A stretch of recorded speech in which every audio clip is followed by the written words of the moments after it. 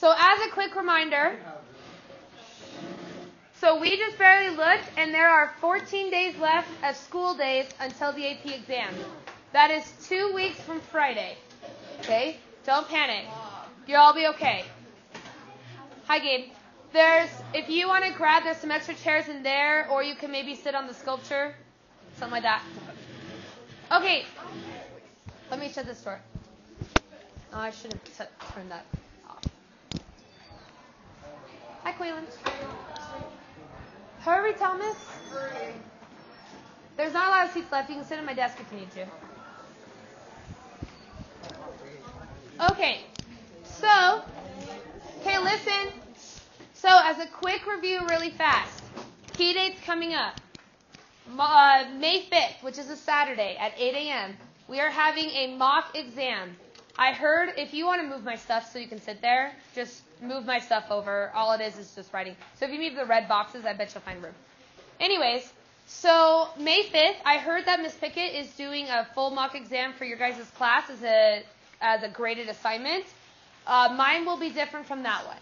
So if you want to take multiple ones, you totally can.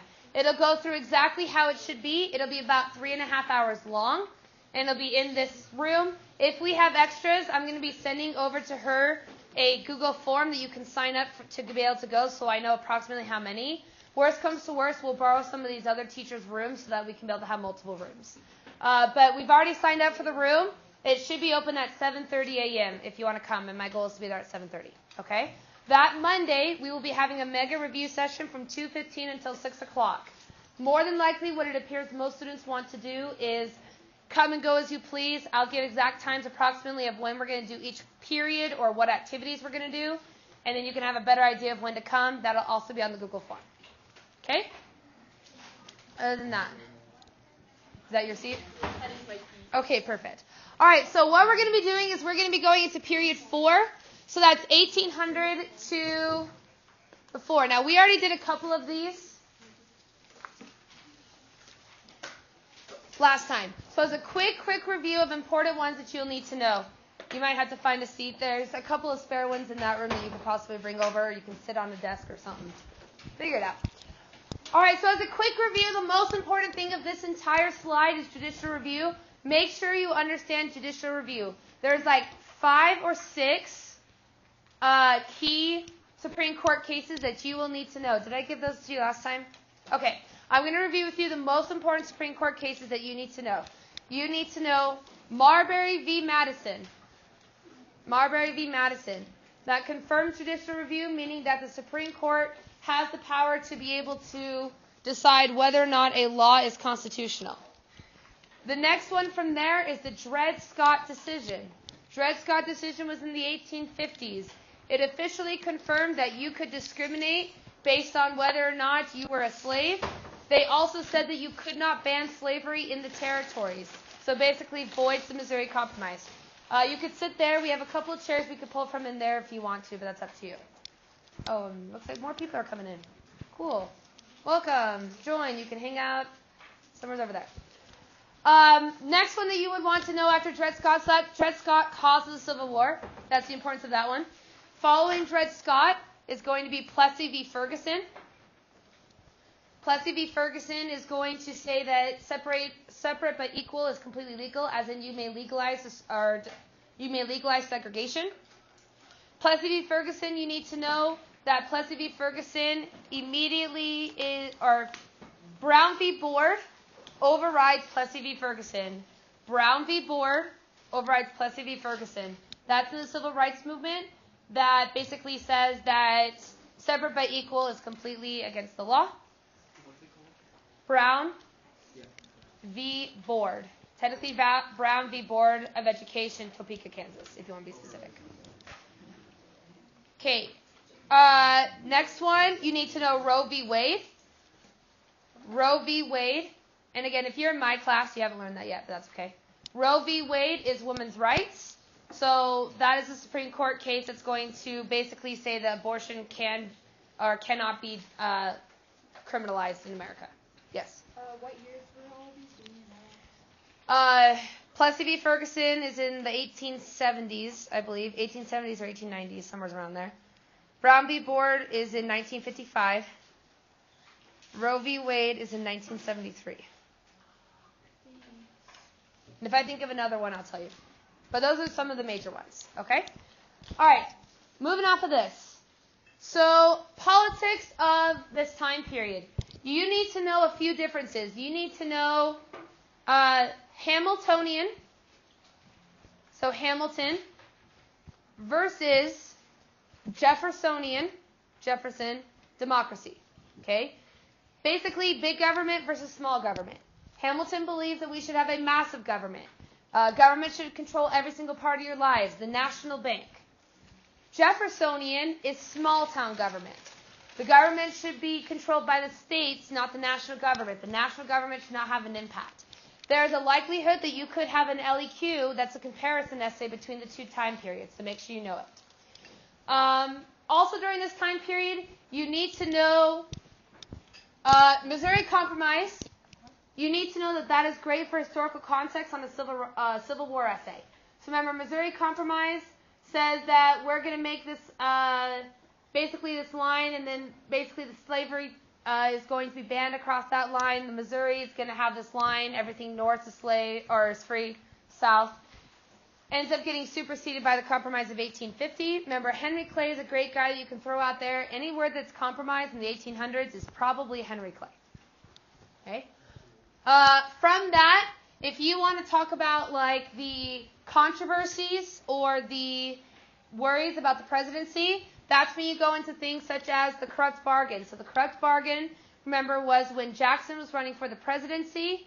Jackson is going to tie pretty much with Henry Clay and John Quincy Adams. John Quincy Adams and Henry Clay agree that they're going to form together. Henry Clay uses his influence. John Quincy Adams gets the presidency.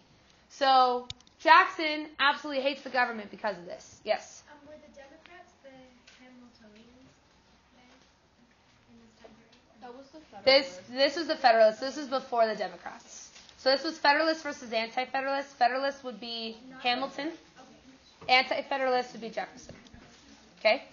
I will tell you that you are highly, other than federalism, because federalist is an important term, it's highly unlikely that you will get questions on Democrat or Republicans or Democrats or whatever, because we switch almost every 4 years about their meaning.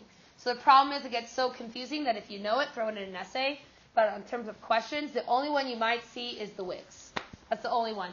But you should be able to be okay as long as you know Whigs align with modern-day Republican beliefs.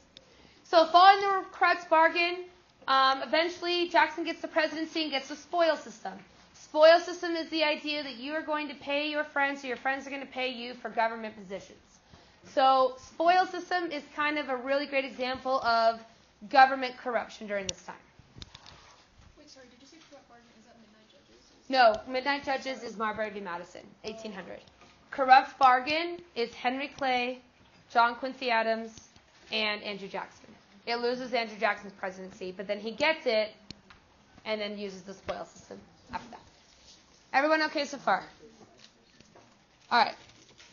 So, next thing is going to be the War of 1812.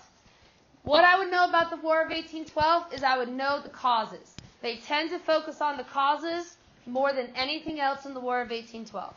So remember that with the causes is that basically what I would know for War of 1812 is it's going to be the final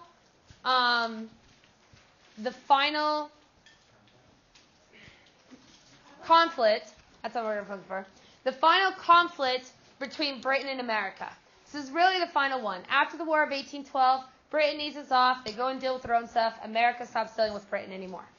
So remember, all you have to know about the causes is America feels like Britain is still trying to control them. So remember, this is where we get things like impressment. So remember, that's where British sailors would commandeer another American ship and say, now you're part of the British Army and the British Navy.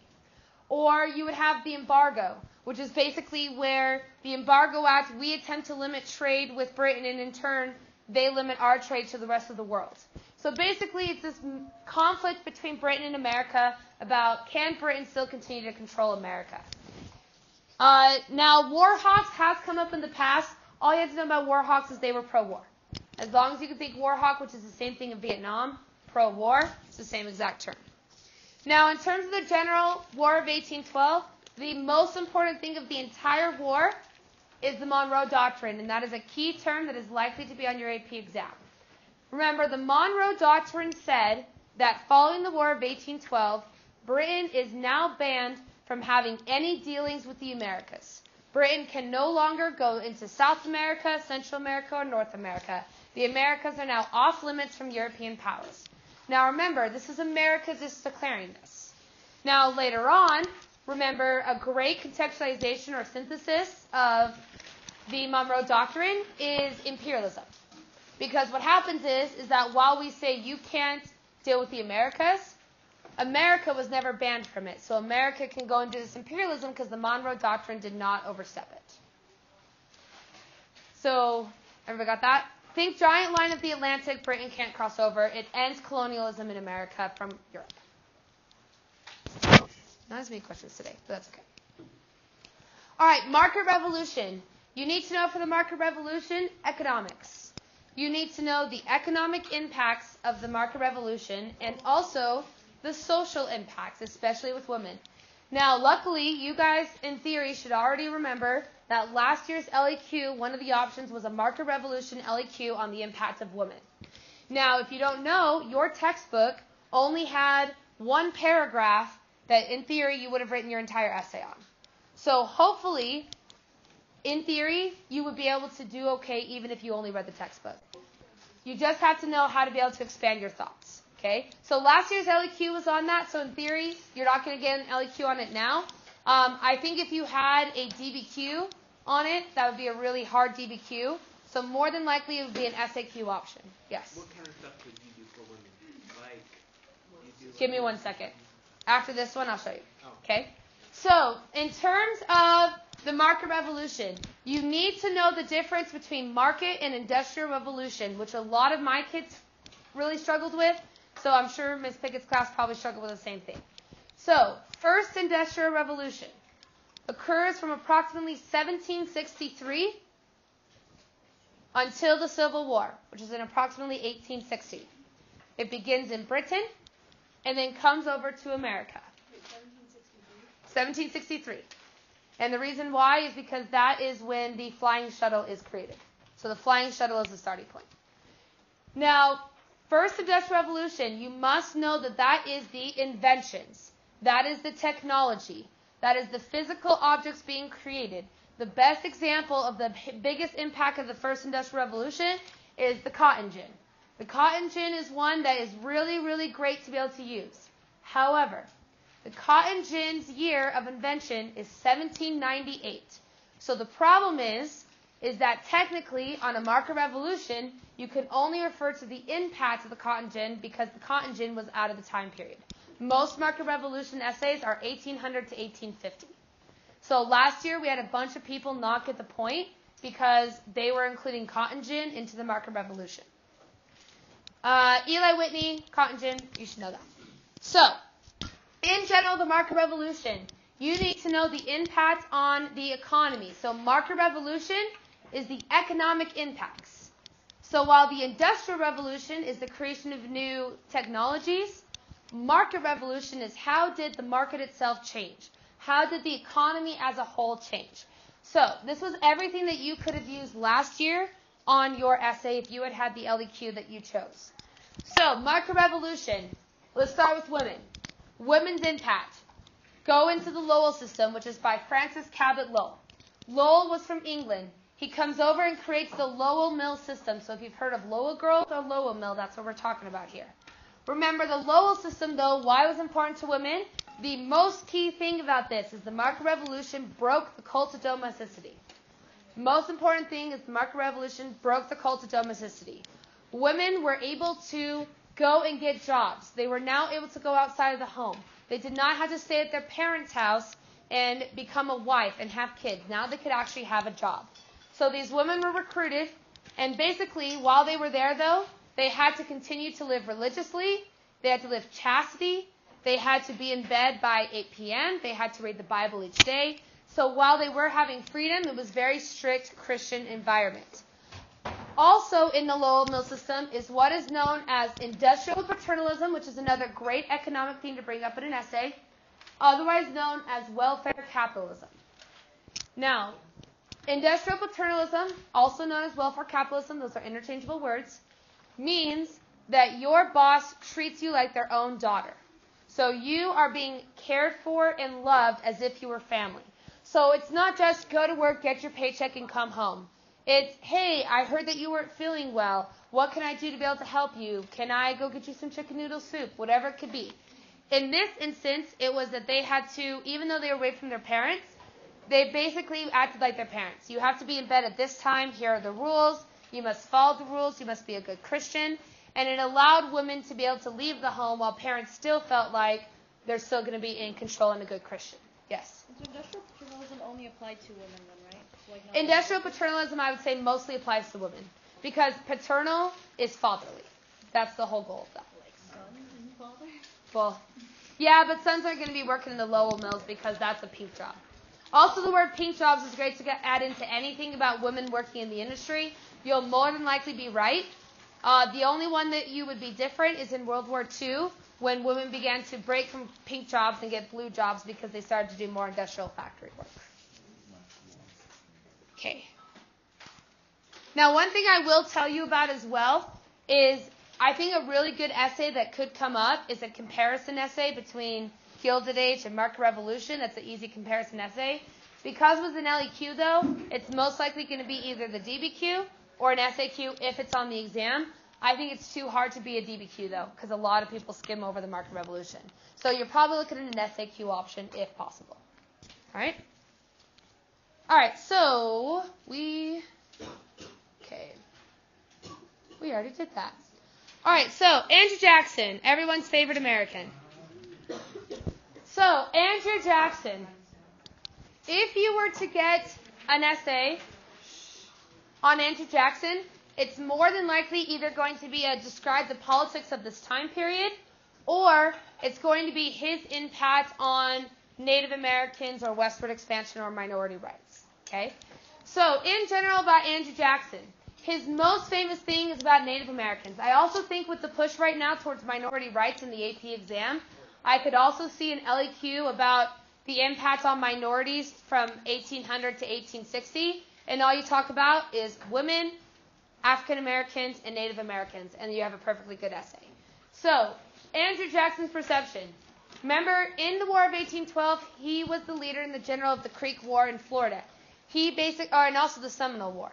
So pretty much, he went into Florida and defeated all the Native Americans. So his perception of Native Americans is really bad. He basically believes that we are, if you want to think of a humanitarian, he's going to say, we are not doing the natives justice because we are way more civilized to them. So instead, we're going to move them out into the middle of nowhere because that would be better for them. In his mind, I really truly think that he thought he was helping out these poor savages that couldn't be helped themselves. I really think that he thought he was doing a nice thing for them. Is this an opinion on Andrew Jackson? Okay. Like what years are these? So all of this is 1930s. So if I remember correctly, 1830s. Look at you, A-pusher, so smart. If I remember correctly, I believe the order for the Trail of Tears was in 1833, is the one I'm 85% sure, or 1831. But I know it's one of those two dates. Yes? The Trail of Tears didn't actually happen while he was in presidency, though, right? So the Trail of Tears begins 1 year after, technically, his presidency, but his order is what caused it. So his order that he signed, and then, if you remember, there was the Cherokee Nation versus Georgia lawsuit. That happened right after his order, which is really probably the only reason it happened afterward, is because they had a lawsuit, and once the lawsuit was decided, that said the Cherokee Nation had no rights, then they began the Trail of Tears, but it was because of Andrew Jackson's policies. Because if you think about it, after that is Polk, and Polk's too worried about Mexican-American War to really care about the Native Americans. Anyway, so Indian Removal Act is the one that Andrew Jackson actually signed into, yeah, sorry. On the A-push test, will they ever ask a specific date? Or is that really They will not, but they will expect you to have it in your head that this happens before the Civil War. Or This happens after the War of 1812. They expect you to think in terms of relativity rather than specifics. The only one that you would really need to know is a couple of key things in your mind of like World War II starts in the late 40s, dropping the atomic bombs happens mid-ish 40s, and the Cold War happens at. You have to kind of think that way in general, but it's going to be more relativity. Because if they go into specifics, that is hard. That's the old AP exam. This is the new AP exam. But yeah, back when I took it, you had to know specific things in general. Okay, so Indian Removal Act ends up getting rid of the vast majority of the Native Americans. The majority of Native Americans to become most famous is the Cherokee. They moved from Georgia into Oklahoma. Trail of Tears because they had the vast majority of deaths. 60% die on the trail within the first 2 months. Now, Andrew Jackson's other stuff in all of his drama has to do with all of his other controversy over what is the power of the nation. So the biggest thing that I would say is that Andrew Jackson was very skeptical of the United States. He really, truly felt that the United States government was corrupt. And so when he was the president, he had a couple of big concerns. So one of his big concerns is the banks of the United States. So remember, Second Bank of the United States is running it right now. Andrew Jackson is going to make sure it goes away. He pretty much forces the National Bank to close by not closing the account, but spending the money elsewhere, which basically bankrupts the bank, and the bank is now gone. Additionally, if you remember the nullification crisis, that was when South Carolina, pretty much the United States instituted a tariff that South Carolina thought helped the North.